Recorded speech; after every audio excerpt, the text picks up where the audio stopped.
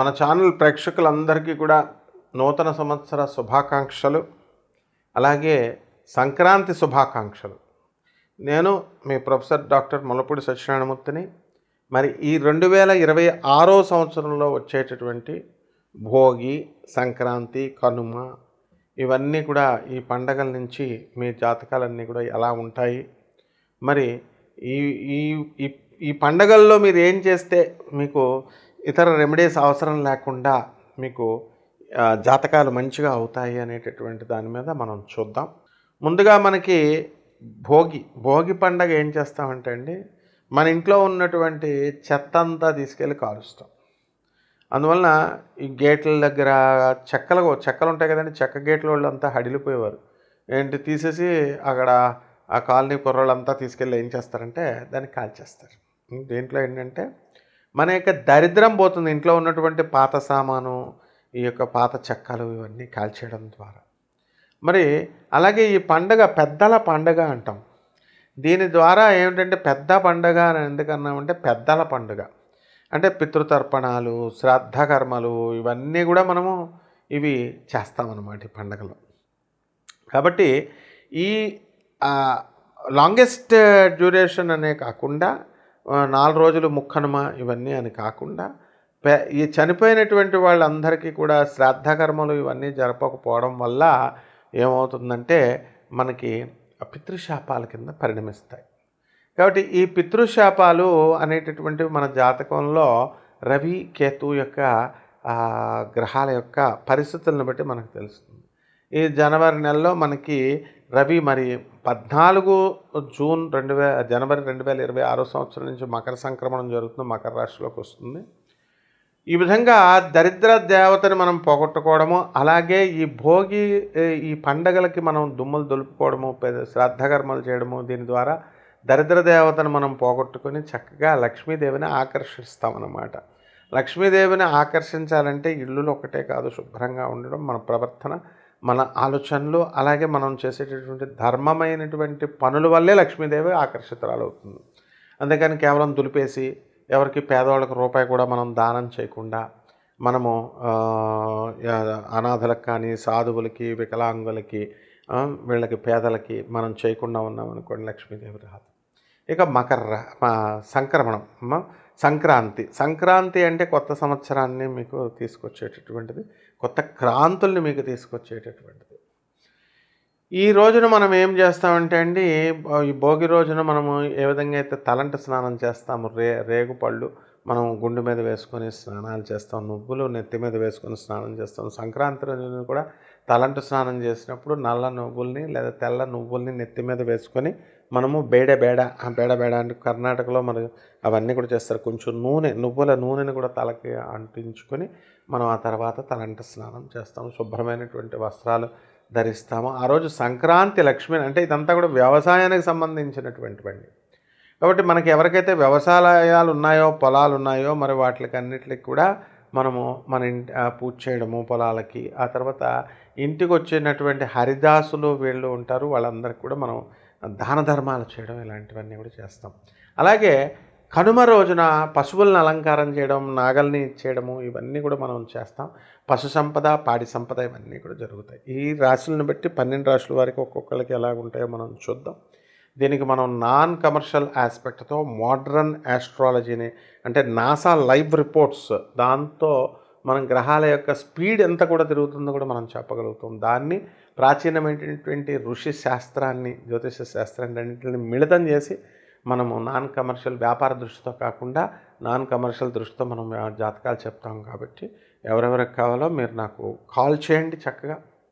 ఇక ఈ 12 రాశుల వారికి కూడా మనకి ఒక్కొక్క రాశి వారికి ఏ ఫలితాలు ఎలా ఉంటాయి అన్నది మనము చూద్దాం.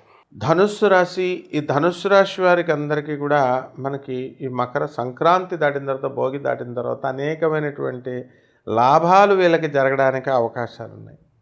ఎంతవరకు ధనుస్సు రాశి వాళ్ళంతా కూడా మనము ఎంతో కష్టపడి చాలా సాధించుకుంటూ వచ్చారు, కొన్ని స్థలాలు కొన్నారు, ఇల్లు కొన్నారు. మరి ఇలాంటి వాళ్ళంతా కూడా కొంచెం డెవలప్మెంట్ స్టేజ్కి మీరు ముందుకెళ్ళేటటువంటి ఈ ప్రక్రియలో కొంచెం రాంగ్ స్టెప్స్ వేస్తారు. అంటే పాత వాళ్ళే కదా మనకి, వాళ్ళు వ్యాపారంలో సలహాలు ఇస్తున్నారు, లేకపోతే మనకి ఆస్తులను సమకూరుస్తున్నారు అని చెప్పేసి మీరు కొనడం అనేటటువంటిది జరుగుతుంది. ఇప్పుడు ఉదాహరణకి రియల్ ఎస్టేట్ రంగంలో ఉన్నటువంటి వాళ్ళు ఉన్నారు. అంటే పాత అతనే ఎప్పటి నుంచో మాకు అతను ఇప్పిస్తున్నాడు అని చెప్పేసి స్థలాలు మీరు రౌడీల దగ్గర, గుండాల దగ్గర కొనడం అనేటటువంటిది జరుగుతాయి.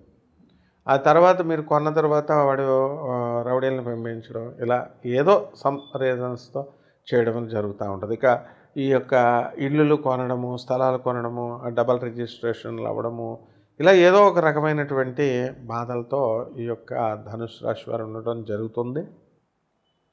అయితే ఈ ధనుసు రాశి వారికి అందరికీ కూడా మనకి డబల్ ప్రమోషన్స్ రావడానికి అవకాశాలు ఉన్నాయి. మనకి గురుగ్రహము మనకి మిథున రాశిలో ఉన్న కారణంగా భార్య వల్ల అనేకమైనటువంటి లాభాలు జరుగుతాయి. దూరపు బంధువుల యొక్క మరణ వార్తలు మీరు వింటారు. భార్యా తరపు బంధువుల యొక్క ద్వారా మీరు రాబడి అనేటటువంటిది పెంచుకోవడం అనేటటువంటివి జరుగుతాయి అన్నమాట. అలాగే ఈ రాశి వారి చిట్టిపాటల వ్యాపారం చేసేటటువంటి వాళ్ళు ఉంటారు. ఇటువంటి వాళ్ళంతా కూడా మనకి ఈ యొక్క బుధుడు కూడా మనకి ఈ యొక్క కర్కాటక రాశిలోకి వచ్చినటువంటి కారణంగా, మనకి ఈ యొక్క మకర రాశిలోకి వచ్చినటువంటి కారణంగా మనకి అనేకమైనటువంటి లాభాలు మనకు జరగడం జరుగుతుంది. ఇక బుద్ధి బలం వికసిస్తుంది. కొత్త వ్యాపారాలు మీరు ప్రారంభించడం అనేటటువంటివి జరుగుతాయి. మీడియా రంగంలో మీకంటూ ఒక గుర్తింపు రావడము, ఒక చక్కగా మీరు వ్యాపారంలో స్టాండర్డ్ అవ్వడము, ఇలాంటివన్నీ కూడా జరుగుతాయి. బయట గౌరవాలు ఇవన్నీ కూడా మీకు సన్మానాలు, గౌరవ సభలు ఇలాంటివన్నీ కూడా జరగడానికి అవకాశాలు ఉన్నాయన్నమాట. కాబట్టి ఈ రకంగా ఈ యొక్క ధనుస్సు రాశి వారికి అందరికీ కూడా మీరు దూరపు ప్రయాణాల వల్ల మనము ఆరోగ్యపు నష్టాలు అనేటటువంటివి వస్తాయి. వ్యసనాల వల్ల మీకు నష్టాలు అనేటటువంటివి వస్తాయి. అయితే ఈ యొక్క రాహువు కుంభరాశిలో ఉన్నటువంటి కారణంగా మీ సోదరులు, అక్కా చెల్లెళ్ళు వీళ్ళందరూ కూడా డెవలప్ అవ్వడానికి అవకాశాలు అధికంగా కనబడుతున్నాయి. అయితే ఆ యొక్క మీ వల్ల డెవలప్ అయినటువంటి వాళ్ళంతా కూడా మీ పేరు చెప్పలేకపోవచ్చు, కానీ వాళ్ళ కృతజ్ఞత అనేటటువంటిది మనసులో ఉన్న వాళ్ళు ప్రస్తుతానికి మాత్రము భౌతిక పరంగా మీకు ఏ విధమైనటువంటి డెవలప్మెంట్ ఇవ్వడం అనేటటువంటి జరగదు. కాబట్టి కొన్ని రెమెడీస్ చేసుకోవడం ద్వారా మనం ఎలాగ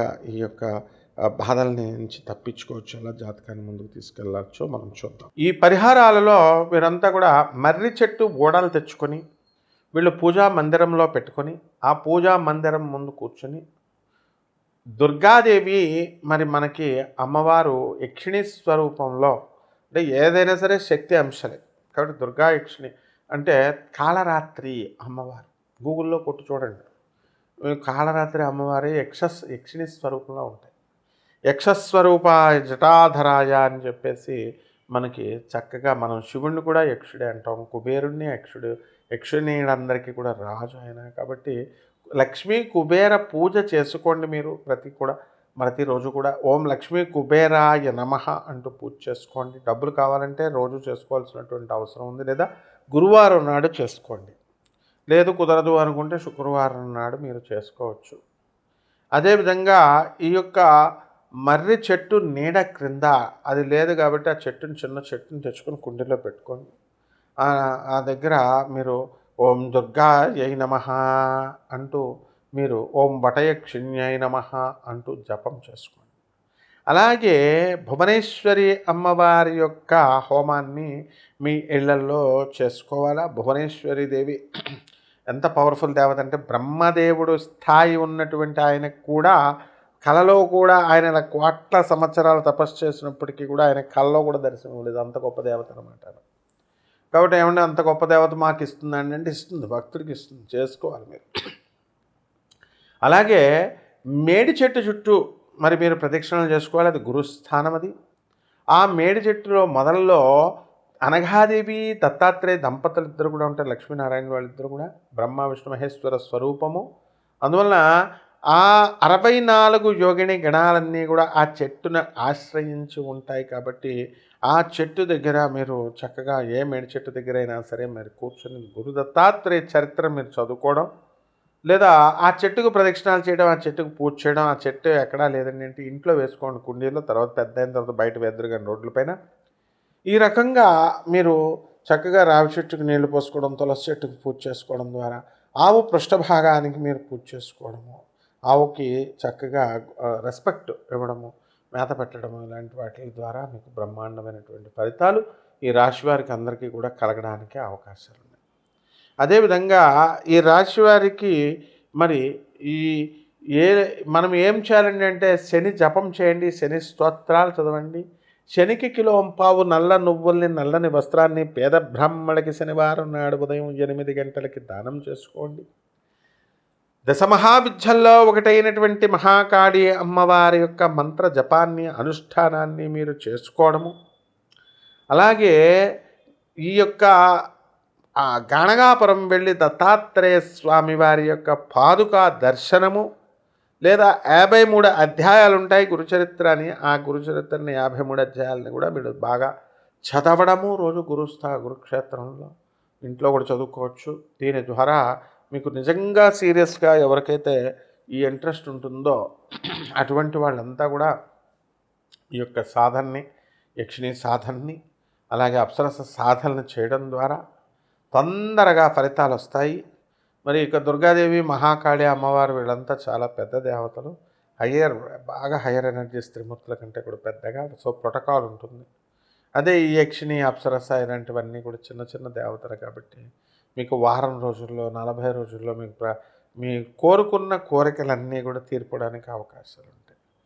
ఇక్కడ మీరు తెలుసుకోవాల్సింది ఏంటంటే భగవంతుడిని ఎప్పుడు కూడా చూడలేమండి. భగవంతుడిని కేవలము తెలుసుకోగలుగుతాం అంతే, అంతవరకే. So we should know the God, we can't see the God. So this is how we have to realize అన్నమాట.